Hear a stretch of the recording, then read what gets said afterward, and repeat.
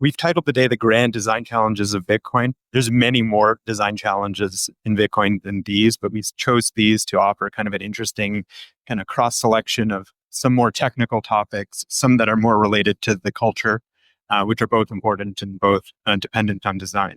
So we're going to start off talking about Bitcoin branding. I'm going to talk about BIP 177. We'll get into that in a few minutes.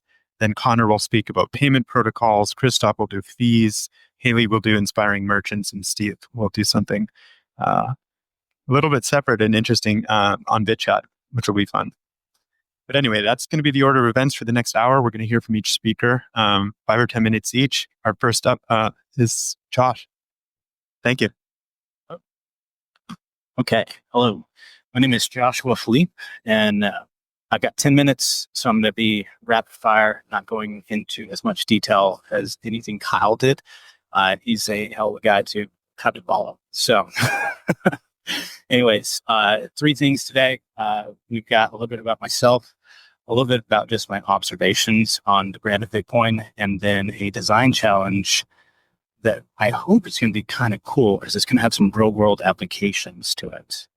So talking about myself, I am currently head of design and brand at Fold. I started my career in 2012 out here in San Francisco at a smaller brand agency. The guy that was running it was from the 80s and Landor, really strong corporate branding identity background. But that was around the time that social media was really starting to reinvent the way that people interact with brands. And so I was kind of seeing this one world where it was like follow the strict brand guidelines, and this other world where there was a lot of room for interpretation. Ended up going to an experience design studio called 8, similar to IDEO. It was the designer's wet dream. Got to work with architects, service designers, industrial designers, building out holistic branded physical and digital spaces.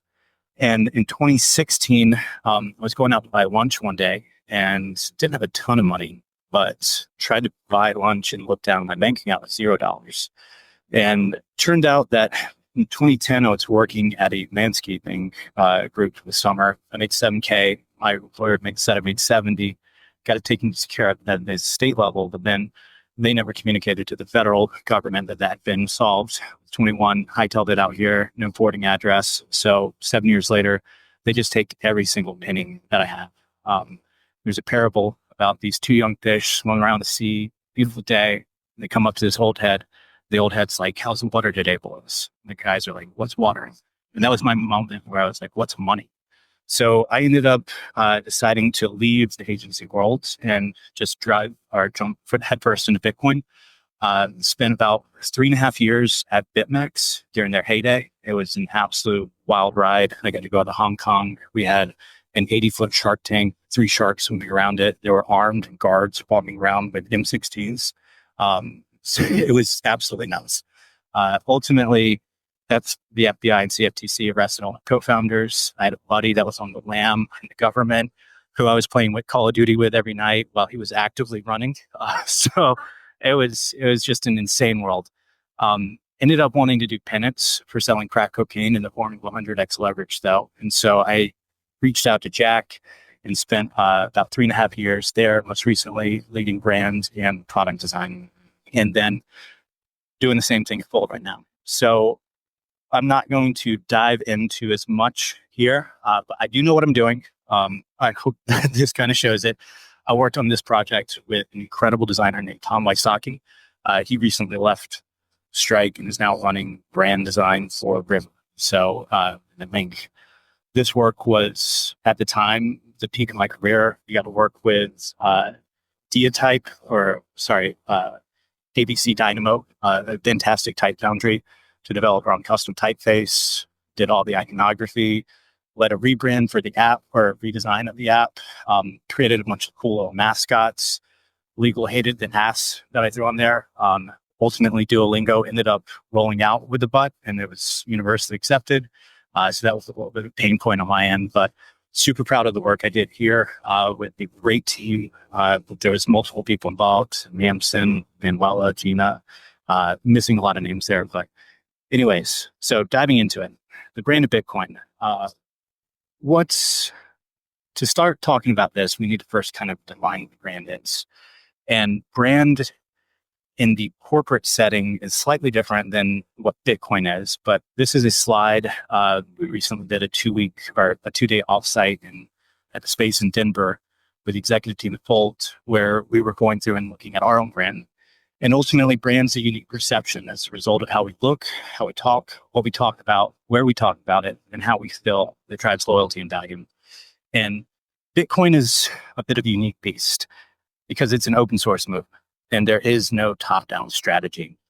And when we start to look at what Bitcoin looks like when you search for it in the market, I did this quick Google search and kind of gagged. What's up? And this is the industry that I work in. Crud.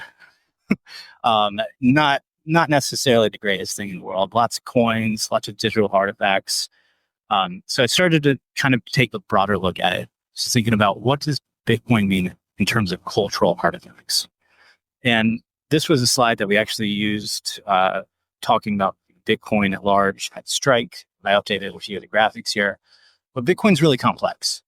It's political, it's philosophical, it's monetary. You have people who talk about it from the technological aspect side of it, like the Gutenberg Press. You have it appearing in the wild. At Strike, one of the coolest things we got to do was to brand the 8500 car, and we specifically decided not to brand it with Strike, just go with Bitcoin at large. And then, there are elements of high culture as well that it's appearing in. There's an incredible line called Satoshi, bottom left here. These jerseys are going for like $800 a piece. So there's a mix of high brow, low brow, and it's kind of complicated. It's really, unfortunately, kind of a politicized environment now with the current administration. And while Bitcoin is apolitical, you do have people championing it. Sorry, I can't pronounce words there. Who don't look like or talk like half the country. And the crazy thing is Bitcoin's for everyone. And the narrative needs to come back around to that. I got this amazing Bitcoin Made in America hat at the recent Bitcoin conference in Vegas. I wore it there and I will not wear it anywhere else. I live here in San Francisco and I spent the better part of my 20s being very antagonistic towards people. And that does not build inroads. And wearing artifacts like this, while we might find them cool, are actually very stigmatizing. And I think that that's one of the things that a lot of people don't think about when they're thinking about how Bitcoin shows up in culture at large.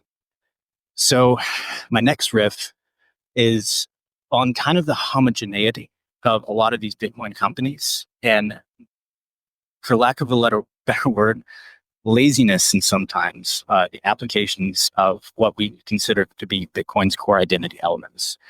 Some of these companies are using it in a decent manner. I'm not going to talk too much shit on OpenSats. I actually helped them with that logo, with the header. But I'm taking a step back. That was like 4 years ago. And I'm wondering, what is the best way to talk about Bitcoin? And I'm more and more coming to the conclusion through my own career, where I was at BitMEX and I was making these really, really sophisticated products for Forex traders alike. And then I went to this Strike where it was tagline, by Bitcoiners, for Bitcoiners. That's not inclusionary at all. That is not the messaging that we should be going and marketing of Volt. And as I've worked my way down and got to more retail-focused applications, now we're questioning, does Bitcoin even appear above the Volt? And I think that Cash App, I've been looking at a lot of their stuff. Their recent ads with Timothée Chalamet are amazing because they're completely removing any technological discussion from it, and they're creating connections with people based on people. So the Gemini ads really, really got to me. Orange can be used as a cloak. And I think that this was a terrific example of them adopting a Bitcoin brand element, knowing that it was going to be throwaway. Because 2 weeks after they rolled out with this, you start to see XRP credit card ads being developed.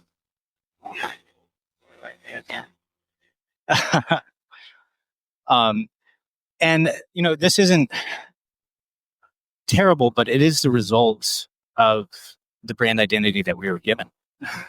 And so Satoshi actually created this first logo up here on the top left, BC. It's quickly kind of thrown away, and he was like, all right, got some new icon, guys. What do you think? And then this guy, BitBoy, dropped in with a post that will remain, I think, in our memory forever. It's like, yo, got some new stuff. Essentially, this is Bitcoin's brand identity that we've been operating off of for the last 15 years. And there's just not a lot to go off of it. And I believe that we need to start to mature. We need to start to think about Bitcoin in terms of a larger kind of cultural artifact, and not necessarily that's just something that's for these tech people who was on our Bitcoin back in the day. So speaking about the Bitcoin logo itself, Ubuntu is a really weird typeface. The coin lockup is a bit tired. And the thing that I always crack up about whenever I have to create any artifacts with this is whenever you download the actual official logo off of Wikipedia, there's all these weird artifacts if you dive into the details, and like it's not really all that well constructed. So basically, what's my point here? Bitcoin companies orbit around Bitcoin brand at large. And the Bitcoin brand is like this black hole. And you've got Bitcoin miners, you got these organizations that are more like Human Rights Foundation that are kind of focused on aspects of just everyday life. You have Bitcoin retail companies. And ultimately, the relationship to Bitcoin, I think, should be determined by your audience. And we need to get a little bit more particular about how we are showing up in the real world. This is one slide that I actually hit on with Connor as a talking point in Bitcoin Vegas. And we kind of need to move to this point. In 1970s, whenever the Porsche 911s were first out, they gave you access to everything if you were to open up the back. And this is great. I have a 71. Well, I had one. It was just in a wreck. Very sad. But I was able to teach myself how to tool and work on pretty much every aspect through YouTube.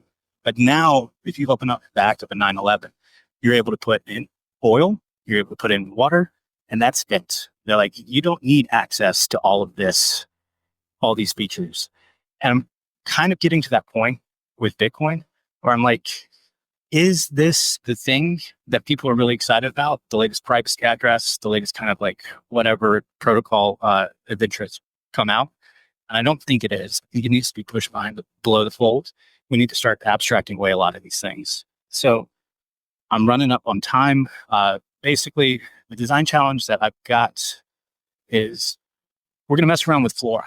It's an AI prompting platform, and attempt to prompt our way to a real-world deliverable for Visa, which is going to be an open source chip design that any Bitcoin credit card company can use moving forward. And this is coming around because I am currently in the midst of designing a credit card for Volt. And this is one of the things that we're really diving into. So you've got utilitarian chips like Gemini is used. They cheaped out. It was the 6-pin option. Looks like dog shit. Robinhood has a custom milled chip. It's just a material finish that's playing with the credit card material itself. Apple is custom tooling their own stuff. You got your inner radiuses lining up with the outer radiuses. And then you have these examples with Cash App, Coinbase One, and Venmo, where they're starting to use the chip as a brand identifier.